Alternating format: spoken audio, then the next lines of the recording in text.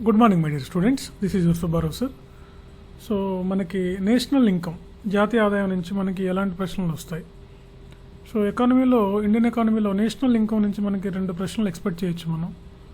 దాదాపుగా మీరు మంచిగా రాస్తే 7 to 8 మార్క్స్, ఒక్కొక్క క్వశ్చన్కి 7 to 8 మార్క్స్ వస్తాయి, ఫుల్ మార్క్స్ వస్తాయి, మీ పాకెట్లో ఉంటాయి. కాబట్టి మనకి బేసిక్గా అడగడానికి ఎక్కువగా అవకాశాలు ఉన్నవి. గతంలో అడిగిన ప్రశ్న కూడా ఇదే. జాతీయ ఆదాయం అనగానేమి, దానిలోని వివిధ భావనల గురించి రాయండి. What is the national income, what are the concepts of national income, measuring the CSO of national income. That means జాతీయ ఆదాయం అనగానేమి, దానిలో ఉన్న వివిధ భావనలు, ఆ కాన్సెప్ట్స్ ఏం తీసుకుంటుంది. మనకి జాతీయ ఆదాయాన్ని అంచనా వేసే ముందు మన వాళ్ళు ఎలా తీసుకుంటారు. సో ఈ విధంగా మీరు ఇంట్రడక్షన్ రాసిన తర్వాత ఇట్లా కాన్సెప్ట్స్ ఒక్కొక్కటి తీసుకొని చక్కగా కాన్సెప్ట్స్ అన్నిటిని కూడా మీరు మంచిగా ఎక్స్ప్లెయిన్ చేయాలి. Okay, right. అది ఫస్ట్ క్వశ్చన్. అది all concepts, GDP, GNP, GVA and NDP, NNP, disposable income, వేరే ఆదాయం, అట్లా అన్నీ తీసుకొని మీరు రాయాలి. సో జాతీయ ఆదాయ గణన యొక్క లక్ష్యాలు, ఆశయాలు ఏంటి, వాటి గురించి రాయమంటారు. ఎందుకు జాతీయ ఆదాయాన్ని అంచనా వేయాలి, దాని లక్ష్యాలు ఏంటి, ఆశయాలు ఏంటి అనేది కూడా క్లియర్గా మీరు 10 పాయింట్స్ రాయగలిగితే మీకు మంచి మార్క్స్ వస్తాయి.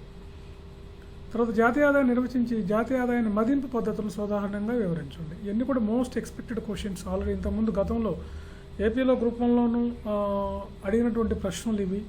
ఇవల్ల రిపీట్గా అడగడానికి కూడా అవకాశం ఉన్నటువంటి క్వశ్చన్స్ ఇవి. సివిల్ సర్వీసెస్లో కూడా ఈ క్వశ్చన్స్ ఎక్కువసార్లు అడిగి ఉన్నారు. సో జాతీయ ఆదాయాన్ని ఏ విధంగా మదింపు, ఏ విధంగా మనం దాన్ని ఎస్టిమేట్ చేస్తాం, ఏ విధంగా దాన్ని మదింపు చేస్తాం, ఏ విధంగా దాన్ని మనం మదింపు చేస్తాం అనే పద్ధతుల గురించి రాసి, ఇప్పుడు ఉపయోగించే పద్ధతులు, వాటికి ఎగ్జాంపుల్స్తో సహా కరెంటు డేటా, సర్వేని ఉపయోగించి మీరు చక్కగా దాన్ని రాస్తే మీకు మంచి మార్క్స్ వస్తాయి అన్నమాట.